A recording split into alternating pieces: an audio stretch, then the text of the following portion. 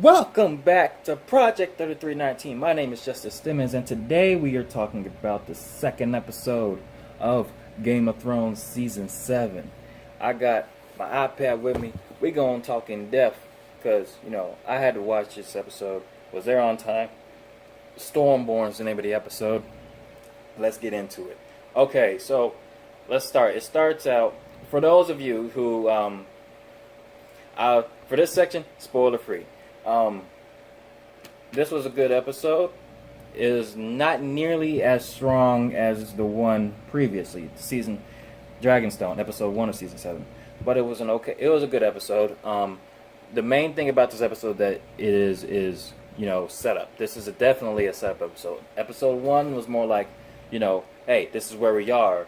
This one's like setup, and all the events for the next 5 episodes that we have this season is going to be shown through this. Through all the action that's going to take place is going to be through the next 5 episodes.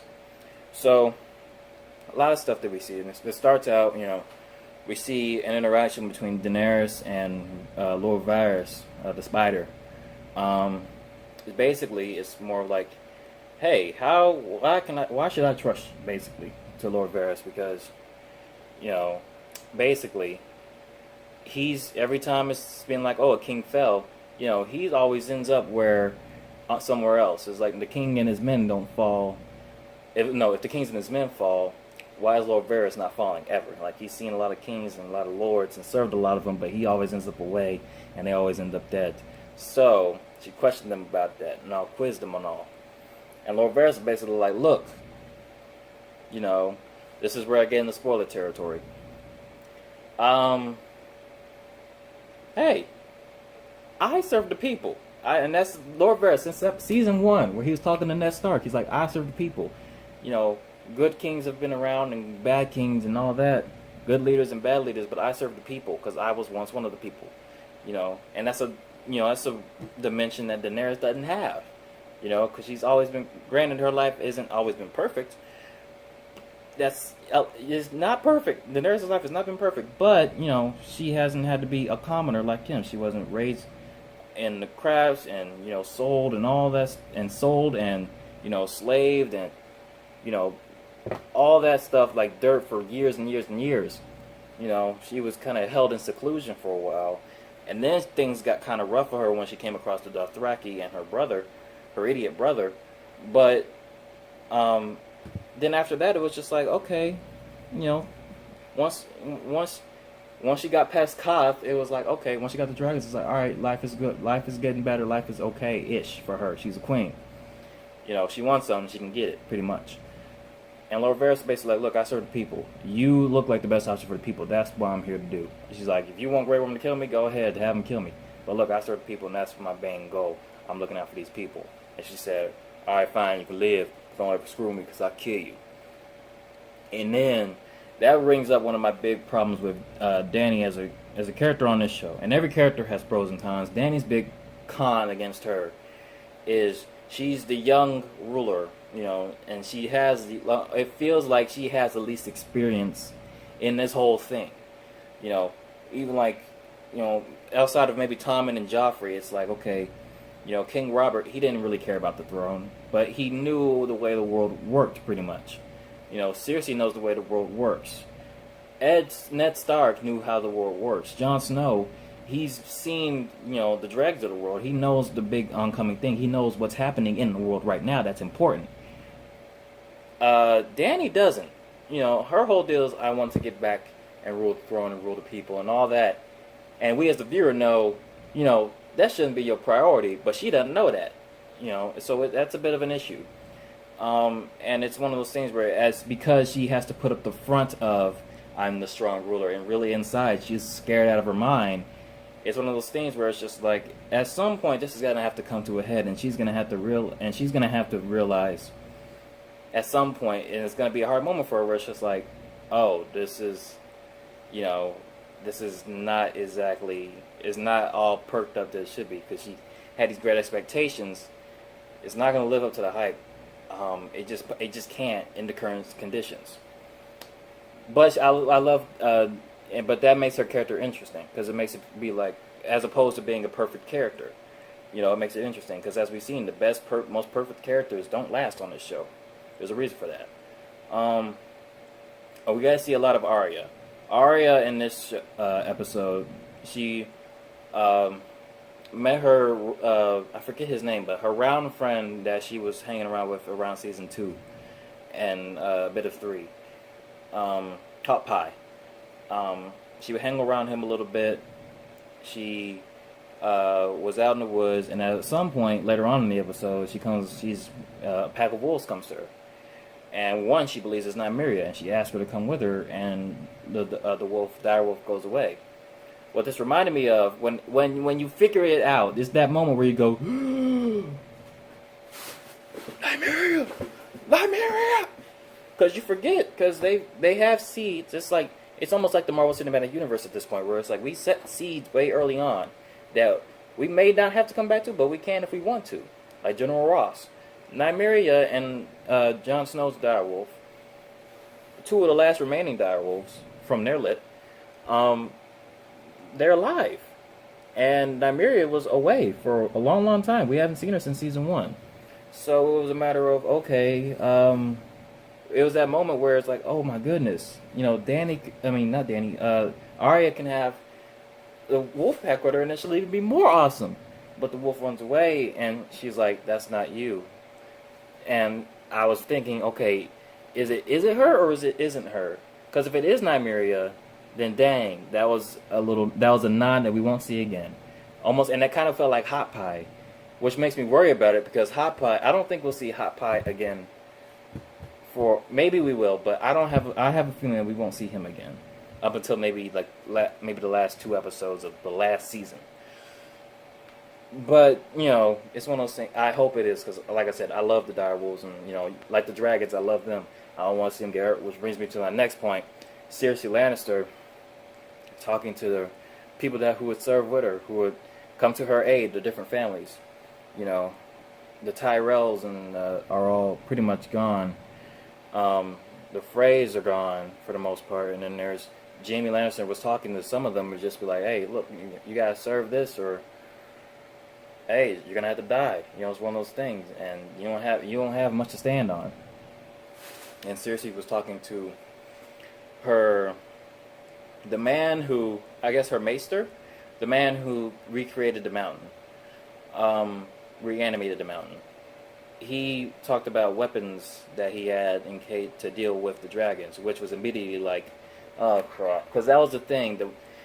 Even if I'm not, like I said, at the end of this, I want Jon Snow to stand strong, personally. But I don't want those dragons to die. I love those dragons, even though one of them's kind of, a little bit of a, pain in the rear, the biggest one. But I want those dragons to live. I like dragons. I like seeing the dragons. I don't want to see them, fall and die, getting shot the air by these big harpoons that can break through skeletons. And we see one in the, the bowels of the kingdom.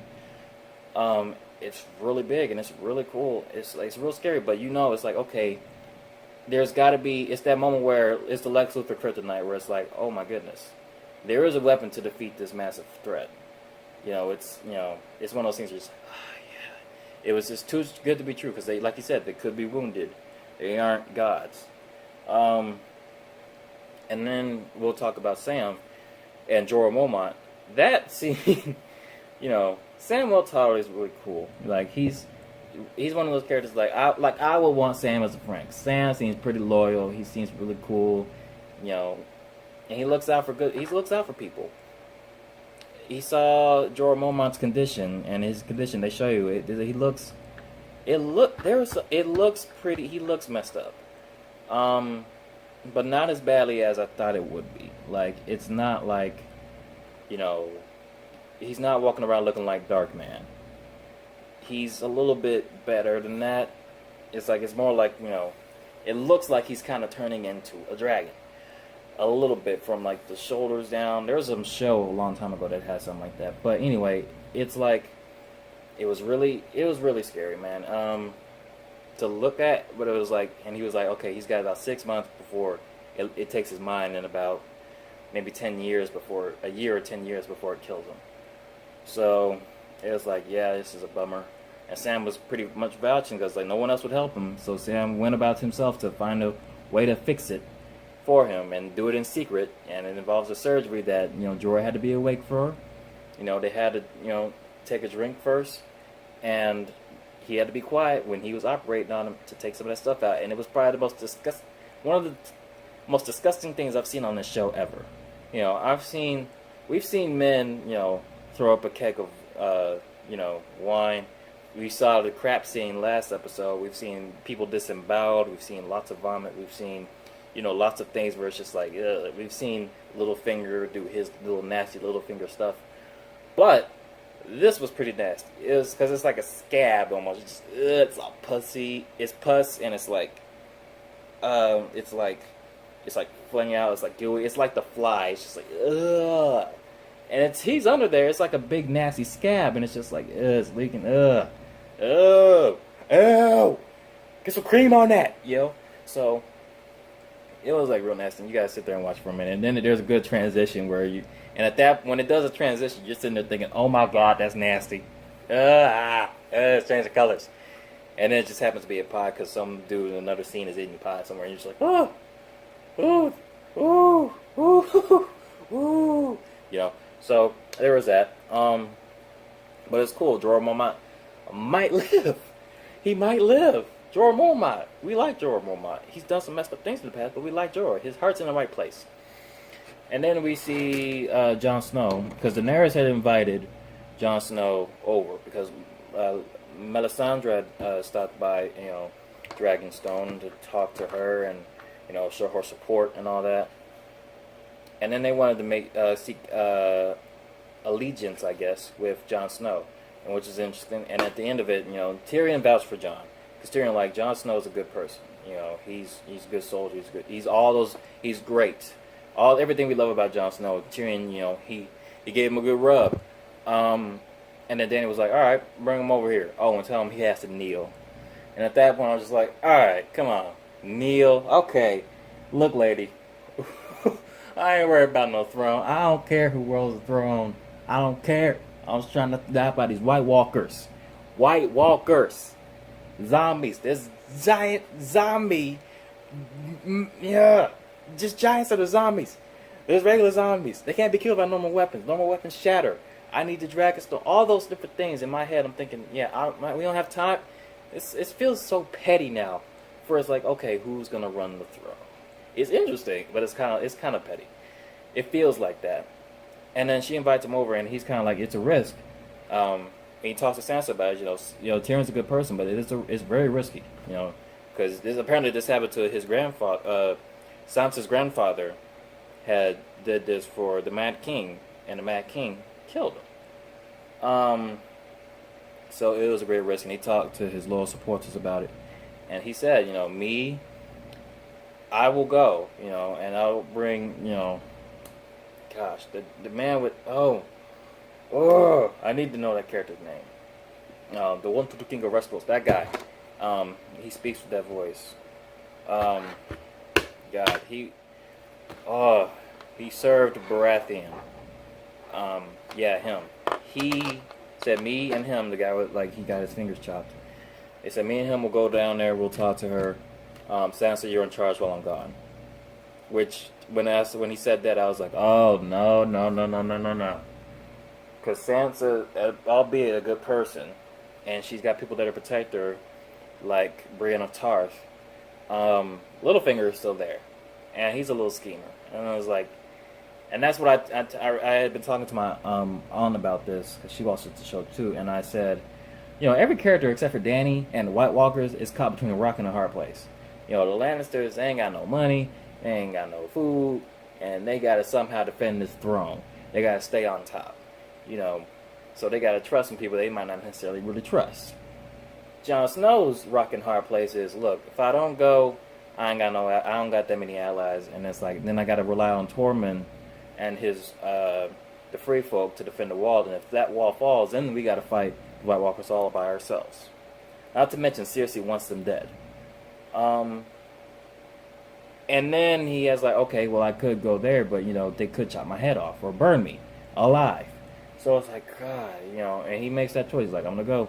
And it's one of those things that where if you watch this show long enough, hey, the right, good-hearted, noble decision will get you killed on this show. This is why I couldn't be on the show. Because I'd be the one trying to help people. I'd be dead by episode 3, season 1. So, yeah, it's, but, it was like, yeah, this is cool, And then he has a little chat with Littlefinger, the scheming behind the scenes. He visits Ned Stark, he visits his little, I guess not his grave, but, where his statue lies beneath the throne, the room, the big lair. And he talks to him for a little bit, and Littlefinger's like, yes, I loved your mother, I love your sister, I protect them and all that stuff. And John's like, look, I ain't got nothing to say to you. I don't have nothing to say to you. I ain't got nothing to say. I really don't. What you talking about? I don't really care. I don't know what you're talking about. And thank you. I saved your life. I came to the aid of your sister. And then Jon Snow just puts him against the wall. It's like, look, talk to my. Listen here, Littlefinger. You talk to my sister. I'll kill you with my bare hands. I was like, yes, John. Like, yeah. Let him know. We ain't playing no games. I know about this personally. Leave my family alone. Get your creepy hands off my family. Before I have to get all up in this matter. I don't try and do that. I'm trying to stay cool. Let me compose myself. I don't want to have to kill you, Littlefinger. I ain't got nothing to say to you, really. Like, I don't care. Go. I don't really care no more. Thank you. Go. But stay away from my family. My family is very important to me. If you hurt my sister, I will kill you. If you try to ruin this, if you try to sabotage this because you want to have your head on the throne, I will kill you. That is what Jon Snow basically imprinted in like 4 or 5 words. And then he left. And like I said, Sansa's going to be watching over, her home, which is a weird thing. It's like if you go look back at season 1, you're like, Sansa? It's like you feel like at season 1, you feel like, oh, Sansa's going to be dead, by the end of the season, right? And it's like Arya's going to be fine, and, Bran's going to be okay, You worry about the other ones, but yeah, it's like, okay, wow, she's running she's running her house now, at least while Jon's gone. And then before Daenerys sends out Yara and the Viper family, the Vipers, Red Viper family, that's what I call them. She sends them out to go out on a voyage somewhere. But she sends Grey Worm and the Dothraki out to Casterly Rock. Casterly Rock, yes. Grey Worm and the Unsullied. She sends them out to Casterly Rock.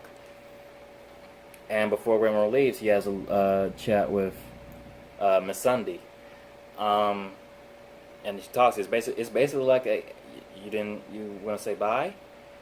And it's one of those heartfelt moments of like real passion. It's just like, look, and this is the cool thing with Grey Worm. This is why this pretty much sold Grey Worm. Like if you want to buy in on Grey Worm now by this point, this is a good thing to buy in on him because he basically like, look, I was raised to not show weakness, and I didn't have one for a while. I was not the biggest, not the strongest, but I was the bravest up until you came along, and then it was like I have a weakness now, and I like this is like the one, like before I wasn't afraid to die, now I am, because then that means I don't get to see Missandei. Real good moment, like, oh my god, that was really awesome. And then they have a little passionate moment, and it's really cool. And she sold, like, that actress, oh my gosh, she Natalie Emmanuel, I think, she sold it really good, and God bless both of those actors. They were really good in that scene. It was real emotional. And then Yara and, Reek, Theon Greyjoy, and the Red Viper family, like I said, I forget their names, except for one of them is on Iron Fist. So they're out at sea, just sea traveling, doing what Daenerys said, going where I forget because, I'm just looking at this and I just can't remember. And it's not showing. But They go and they get attacked by their uncle Euron. It sounds so much like Euron. Like, who names... Listen to me, Dragon. Let me talk to you for a second. Like, who would name their kid Euron? Like, come on. Anyway, I know it's spelled with an E, but he breaks aboard sea. You know, like they said, they're the best at sea. You know, you can't beat the Ironborn. You know, the Greyjoys. You can't beat them at sea stuff, and they pretty much, like a bunch of pirates, attack that ship, and they pretty much, you know, kill everyone they need to. You know, I believe 2 of those sisters ended up dead.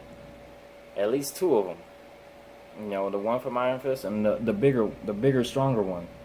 And it was like, wow, by Euron's hands. And it was the youngest one. I think she was trying to protect her mother, and that didn't end up going a whole lot well either, because they got captured. And Yara was, you know, Euron had her by the throat, and he was behind her like this, and he was like, "Hey, you know, Theon, what you gonna do? You gonna save her, or you gonna be a coward?" And Theon looked around at all the death surrounding him, all those people dying. He looked at the sister, and the sister's bleeding out her face. And, you know, it's like, what you gonna do, Theon? Like, this is your moment of truth. Show what you gonna do. What you gonna do, Theon? And then Theon, he starts shaking. It's brilliant. This actor is brilliant, because you start to see him regress back into Reek, and he's like. And he starts, and you see him like, and he just, he just hauls off. He just goes and jumps off the ship, and he's like, "All right, I quit." And you know, he says, "Swim on water. This finna be a breeze." And he ain't coming for all that, so he just jumped off the boat. And yeah, Yara, like I said, during that scene, I was like, just don't kill Yara, because Yara is one of my favorite characters on the show. Gemma Wilhelm, she plays her, and Yara is one of my favorites. I really, really love Yara on that show. She is a strong character. Okay, in contrast with Dany, Yara actually, you know, I feel she's world traveled. Like, Daenerys is a big thing. She has to rely on a lot of other people around her to pretty much explain a lot of things to her. She makes good decisions from that, and that's what council is for. But Yara, as opposed, is like, given that she's not the ruler, she's not kind of the ruler. But a lot of her decisions are based on stuff that she already pretty much knows. And, you know, you can there's nothing, like, she seems smart, and like, she seems what she knows she's talking about. And on top of that, she backs it up entirely. You know, she's not the best at combat by the fact that Euron was able to get her. But that's no discredit to her. Euron is supposedly one of the best of the Ironborn at all. You know, one of the best in the world at that point. So, it's like, okay, crap. And she didn't die, which was a good thing for me. It's like, okay, she got one more episode. And I'm worried, because it's like, okay, I don't want to see her dead. Not yet. If she dies, it's because, you know, there has to be something, but there has to be at least one more interaction between her and Theon. Because Theon basically was like, "Reek, reek," and just jumped off the boat. And it's like, crap. So, yeah, I think that pretty much sums up the episode. Between everything that I saw. Yeah, and yeah, it's like, you know, it's like the big thing too is like, and the one thing like I do gotta say, because he didn't have a line in the last episode, Tyrion, he had quite a bit to say in this episode. He pretty much helped plan he helped plan the way to conquer the Westeros. Like I said, he was the one that gave that. Like, Dany was the one that decision maker, but he was pretty much like, look, this is a good idea. If we send the Unsullied here, we send them up here to go get these things. We send the letter to Jon Snow. We send the Raven to Jon Snow. All this, yeah. There was a lot of Tyrion's ideas in thinking and planning, because he knows the Lannister stuff better than anyone in that throne room or on Dragonstone. So that was good on his part. Grandmother Tyrell, that's what I like to call her. You know, she's on Daenerys' side because of Varys, and she basically talked with Daenerys, and I was interested to see this reaction, because Dany's pretty much one of like, what I say is right, and no one's gonna, you know, say anything about it, you know, because I'm the queen. This is what I'm meant to do. She puts up that front, And grandmother Tyrell's like, look, I've seen the world. I've been around it. You ain't gonna scare me. You can't outsmart. You can't outspeak me. You can't outsmart me. You know, grandmother Tyrell shut somebody down. You know, she don't care. She don't play. So that was interesting to see their interaction. And she's basically like, look, I understand you trying to do this without having to carve out a whole lot of blood. But look, you know, and be loved by everybody. Look, my granddaughter was loved by everyone.